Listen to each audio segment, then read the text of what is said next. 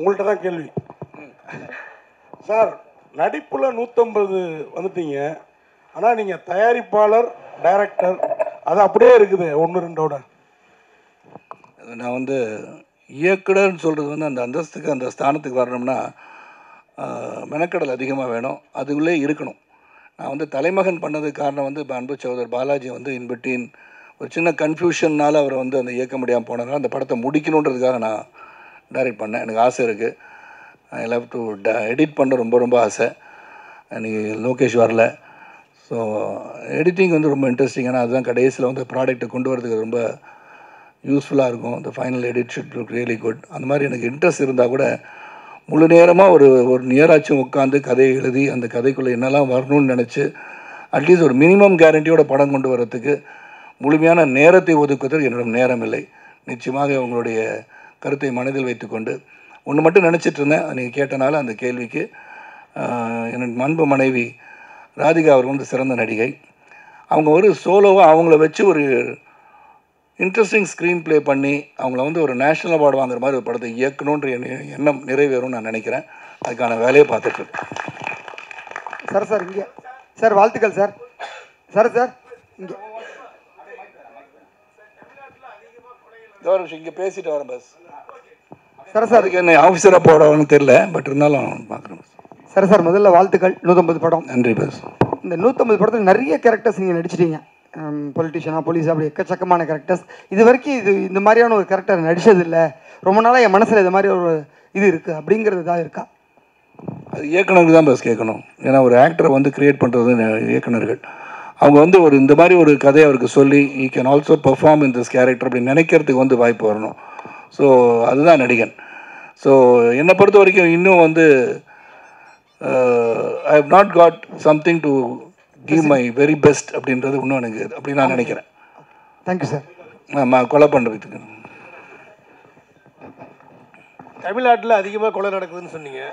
Other ஸ்டேட்டில் கொலைகள் எல்லா இடத்துலையும் நடக்குது. கொலை நடக்குதுன்னு சொன்னேன். தமிழ்நாட்டில் அதிகம் இங்கே செய்தி இங்கே வந்துட்டு இருக்கு. இப்போ கூட வரும்போது வந்து ஆழ்வார்குறிச்சி தென்காசி மாவட்டம் நடந்துச்சுன்னு சொன்னனால டக்குன்னு சொல்லிட்டேன் பஸ். தப்பு, எல்லா பக்கமும் நடக்குது கொலை. அமெரிக்காலே நடக்குது. சார் வாழ்த்துக்கள். 150வது படம் இதே மாதிரி 200 250 நிறைய பண்ணணும்னு வாழ்த்துறோம் சார். 100வது படம் தலைமகன் நல்ல பெருசாக பிரம்மாண்டமாக நடந்தது. 150வது படம் எளிமையாக நடக்க காரணம் என்ன? உங்களுக்கு நண்பர்கள் நிறைய, அவங்க கூட நடித்த ஹீரோயின்ஸு, டைரக்டர், ப்ரொடியூசரு, ஒரு நேரு ஸ்டேடியத்தில் ரொம்ப பெருசாக நடந்துருக்கலாமே சார். இல்லை பஸ், அதை பற்றி என்னை பொறுத்த வரைக்கும் கொண்டாட வேண்டிய நேரத்தில் கொண்டாடுறதில்ல, கொண்டாடணும்னு நினச்சா கொண்டாட முடியறதில்ல, அவ்வளோதான் பஸ். சார் குழப்பமாக இருக்குல்ல? சார் எனக்கே புரியல, உங்களுக்கு எப்படி புரியும் சார்? சொல்லுங்கள் sir. Smile man. Yes sir. 2023 வந்து இங்கிலீஷ் படம் வந்தது. அது வந்து பிரம்மாண்டமாக பேசப்பட்டது. வில்லியம்ஸ் நடிச்சிருந்தாரு. இப்போ வந்து டைட்டிலுக்கு பஞ்சமா இல்லை கதைக்கு பஞ்சமா? ஏன்னா வந்து ஸ்மைல் மேன் படம் வந்துச்சு, அது ஏற்கனவே நல்லா பிரம்மாண்டமாக போயிடுச்சு.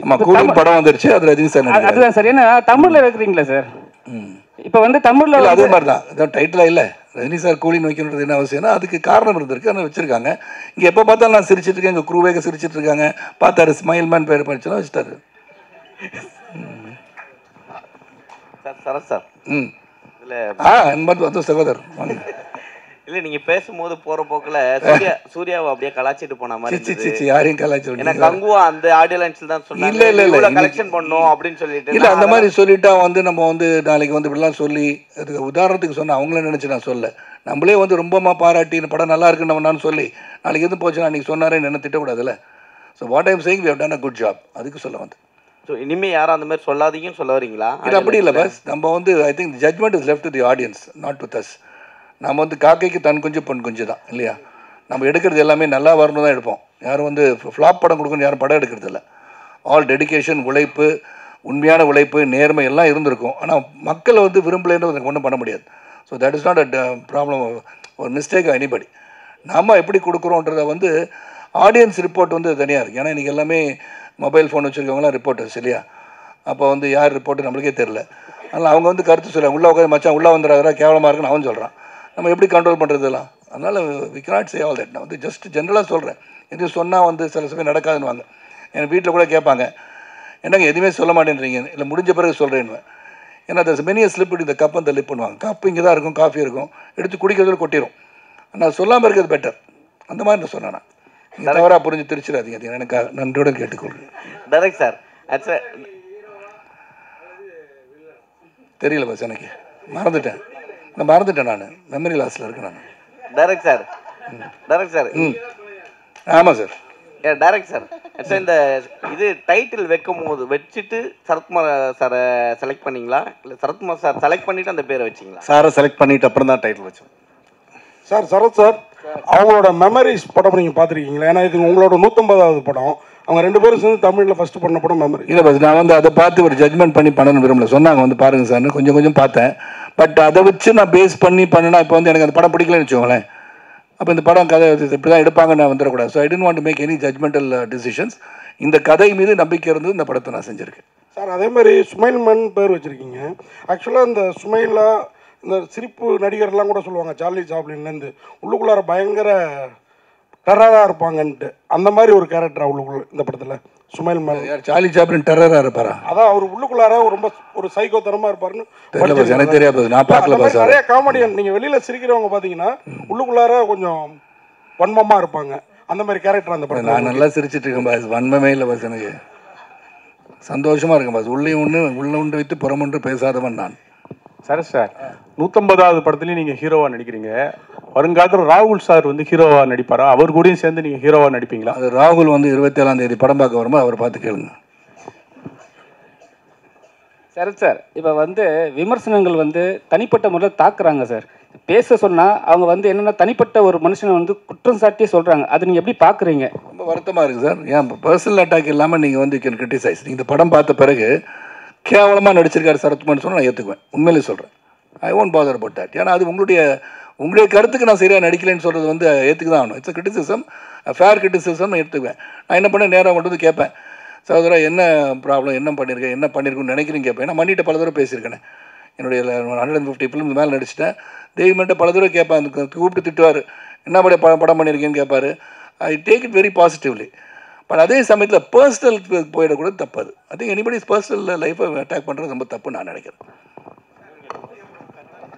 செல்வம் விழித்து கொண்டு விட்டீர்கள், சொல்லுங்கள்.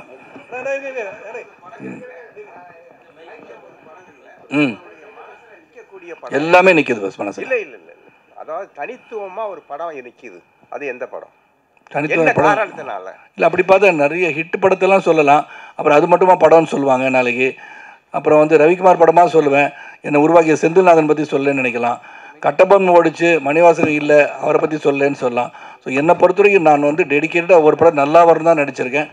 ஸோ எல்லாத்துக்கும் எனக்கு ரொம்ப சந்தோஷம் தான் பஸ். நீங்கள் கேட்குறது கேள்வி நல்லா இருக்கு, ஆனால் பதில் வேறு மாதிரி போயிடுவானான்னு பார்க்குறேன். சரத் சார் சொல்லுங்கள் சார். இப்போ இருக்க சுச்சுவேஷனில் அரசியல் வந்தாவே சினிமா விட்டு வெளியே போக வேண்டிய சுச்சுவேஷன் இருக்குது. ஆனால் நீங்கள் அரசியல்லையும் இருக்கீங்க, சினிமாவிலையும் இருக்கீங்க. அதான் சரத்குமார் ஸ்பெஷாலிட்டி. ஜாலியாக இருக்குல்ல, எல்லாமே ஜாலியாக பதில் சொல்லிட்டு உள்ளொன்று வைத்து புறமொன்று பேசாமல் நிம்மதியாக போயிட்டுருக்கேன் பஸ். ஒரு குழப்பம் இல்லை. எனக்கு சொல்கிறது எதுவுமே குழப்பம் கிடையாது. நீங்கள் அடுத்த அரசியல் இதுக்கு வந்தீங்கன்னா உங்களை என்ன கேள்வி கேட்டாலும் பதில் சொல்லுவேன். அது அந்த ட்ராக்கில் போகும்போது நிச்சயமாக அதுக்கான பதில் பார்லிமெண்ட் நடந்ததுலேருந்து பேசுவேன்.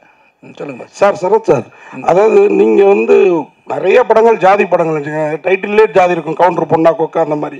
சின்ன கவுண்டர்னு விஜயகாந்த் நடித்தார். தேவர்மான் கமல் நடித்தார். மறுமலர்ச்சி மம்முட்டி சார் நடித்தார். ஆனால் அன்னைக்கெல்லாம் இல்லாத ஜாதி வன்மம் இன்னைக்கு வர்ற படங்கள்லாம் பழசு தோண்டி எடுக்கிறாங்க. இதை நீங்கள் எப்படி பார்க்குறீங்க? இது தேவையா தமிழ் சினிமாவுக்கு? முதல்ல வந்து என்னை பொறுத்த வரைக்கும் நான் சமத்துவம், அதாவது சமத்துவம் தான் நான் என் பேசிக்காக. அது வந்து நீங்கள் இங்கே உட்காந்துருக்க எல்லாரும் கையை கீறி பார்த்தாலும் சிவப்பு நேரத்தில் ரத்தம் ஓடும். இறைவனின் படைப்பில் நாம் அனைவரும் ஒன்றென்ற தத்துவத்தை கொண்ட நான் அதை வந்து அழுத்தி சொல்ல வேண்டிய கட்டாயம் இருக்கா இல்லையான்னு எனக்கு தெரியல.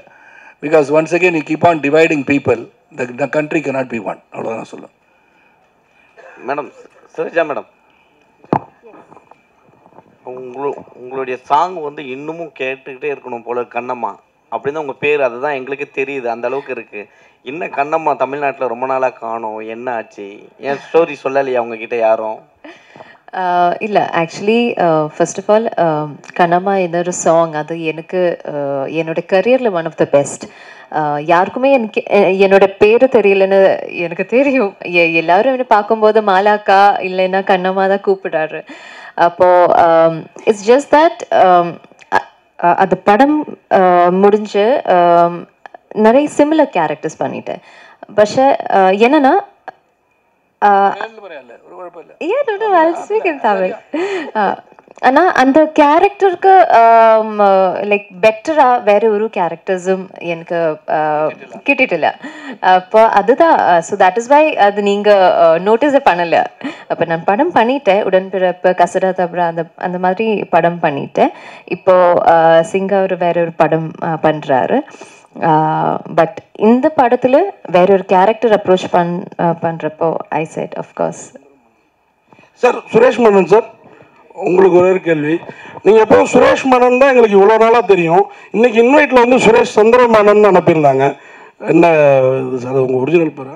ஏன்னா மும்பையில் இன்னொரு சுரேஷ் மேனன் ஆக்டர் இருக்காரு, கன்ஃபியூஷன் வர வேணான்னு தான். சரத் சார், இது லாஸ்ட் உங்களுக்கு. சார் இங்கே சார் லாஸ்ட் மிரட்டுறாரா இல்லாட்டி லாஸ்ட் உங்களுக்கு? ஓகே பாஸ், உங்களுக்கு உரிமை இருக்குது, கேளுங்க. அரசியலில் வந்து எல்லாரும் வந்து கட்சிக்கு போகலாம், அரசியல் வரலாம், ஆட்சியை பிடிக்கலாம்.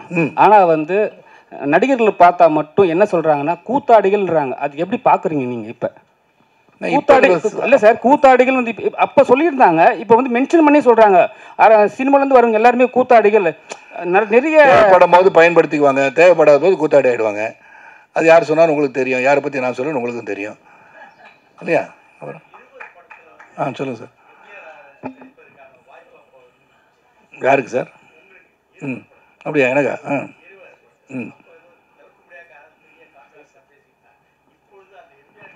இல்லை, எனக்கு வந்து அந்த கேரக்டர் வரல. இப்போ சத்கார திருத்தம், நான் வந்து பிரகாஷ் ராஜ் கேரக்டரை வந்து மணிரத்னம் சார் பண்ண சொன்னாங்க.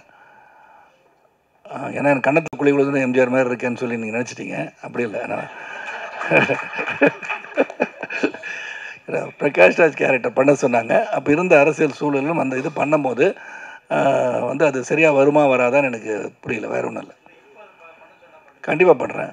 நான் ஒரு படம் வச்சுருக்கோம், ஒரு புரட்சி தலைவர் மக்கள் திலகம் வந்து என் கூட நடிக்கிற மாதிரி, என் கூட ட்ராவல் பண்ணுற மாதிரி ஒரு படம் ஸ்கிரிப்ட் வச்சுருக்கோம். அது நல்லா வரும்னு நம்பிக்கை எனக்கு இருக்குது. அது வந்து டோட்டலாகவே வி கேன் கிரியேட்டும் இன் ஏஐ டிசைட் பண்ணிகிட்ருக்கோம் சார்.